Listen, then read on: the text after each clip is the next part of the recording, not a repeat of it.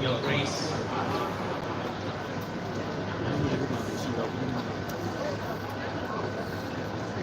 Your Majesties, Your Highnesses, Your Excellencies, distinguished Vice Chancellor, and the family of late Justice Anthony Aniagolu, staff and students and guests of this great university.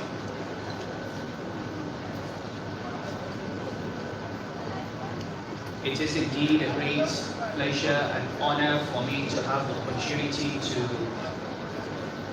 be present on this occasion. I tried to negotiate with Chichi and Loretta exactly what my role would be. The initial invitation was for me to give the lecture, which I declined because I was 100% sure that whatever I said would be a controversial matter on this issue.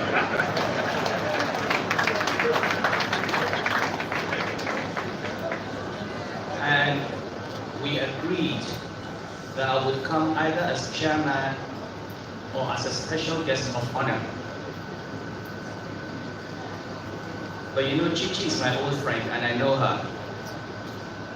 And when I came this morning, I saw that they didn't, in fact, comply with my wish, put me in as a special guest of honor, but also kept me in as a keynote speaker. And I therefore assumed that I must say a few points, a few things on the paper, which was brilliant, which doesn't mean it was correct, because I disagree with a lot in it. And I'll express my views on those things. Let me start on a personal note by saying I'm pleased to be in this university. I'm sure you've read my bio. At the young age of 7 or 8, my parents took me to Catholic school in Kaduna, St. Anne's, and that was where I had my primary education.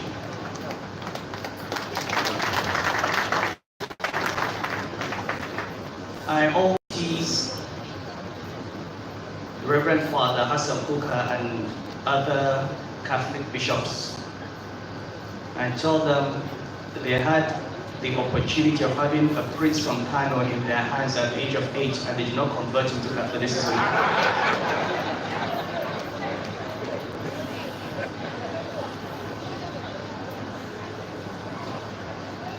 But I do have very good memories of that, and I still maintain very close friendships with my mates from there. The Irish sisters of the chapel of the Queen of the Apostles in Cork, who were in charge of us, I know at least one of them, Sister Catherine, is still alive. And she still remembers me because apparently even at that age I made a lot of trouble.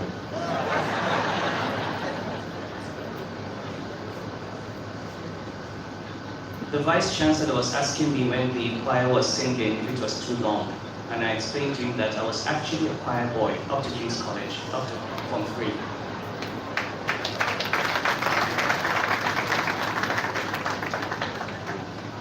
I withdrew in Form 3, not for religious reasons, but it was a very simple issue of ego. Apparently my voice cords would not grow, so I was a soprano.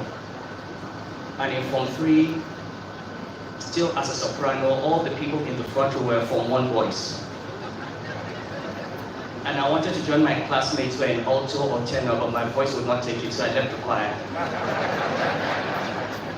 Because I did not like standing in the same row as Form 1 boys and only Form 2 behind me. Before I speak about restructuring, let me say about Justice Aniagolu that every person from Kano of my age, or a little older or a little younger, probably if they do not know the names of any of the justices from the Southeast for the simple reason that Justice Aniagolu came to Kano, chairman of the Judicial Tribunal investigating the tragic and Orania riots in 1981. His name became a household name in Kano. Everybody went and testified.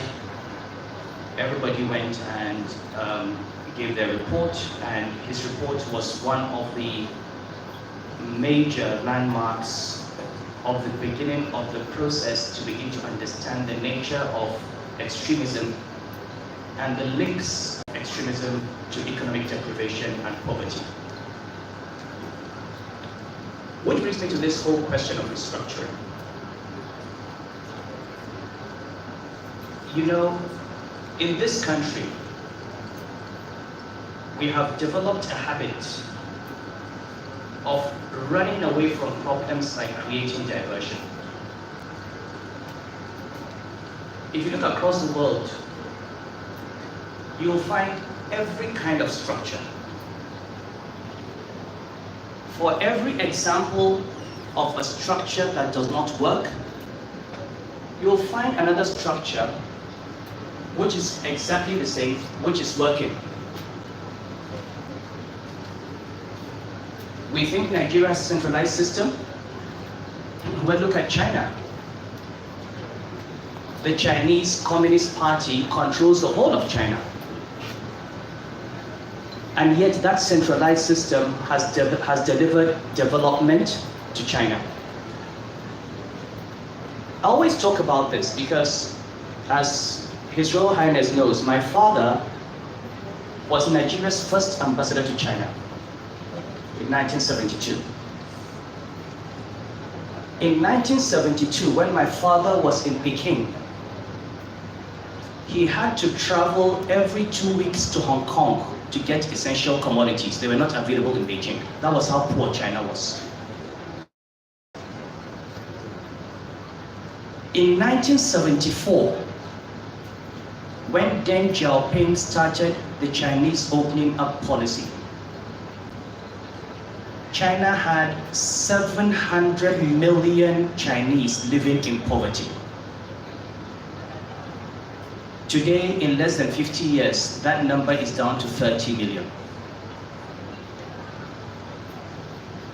In 1974, China had only 8 million graduates. In the whole of China, only 8 million university graduates. Today, those who hold university degrees or their equivalent in China are more than 300 million, more than the entire population of the United States. It's a centralized system, and it works. We glorified the 1963 Constitution. If it was so good, why did we have a coup? Romanticize the past. I have issues with this system, and I'll say what my issues are. But I don't think we are looking at the issues when we should look at them. With the passage of time, that are open and available to people 40 years ago are no longer open. In 1960, a nation was formed in independence, made up of units that have been governed more or less as semi-autonomous regions with certain regional identities. The generation of our fathers and our uncles thought of themselves as Easterners and Westerners and Northerners. I was born after 1960. I was not born a Northerner, I was born a Nigerian.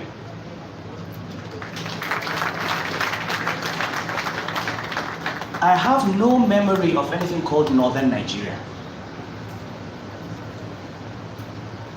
I went to a Catholic school. I came to King's College. I went to ABU. I spent all my working life in Lagos.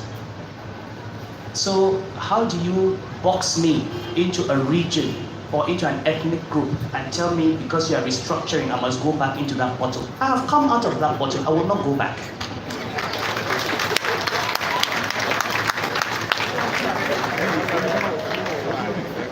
You want to have federating units? What are those federating units?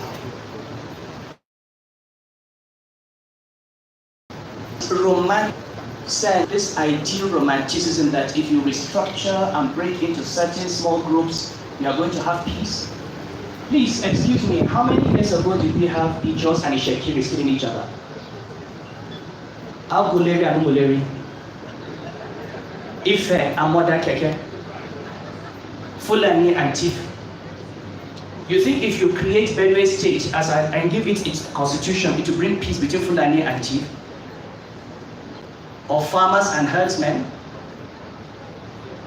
Is the problem structure, or the problem that we have not created an economy that will cater for an increasing population? We have not had the right policies, we have not been a developmental state, and we have been stuck in a mindset where the Nigerian state exists for rent extraction by small minority.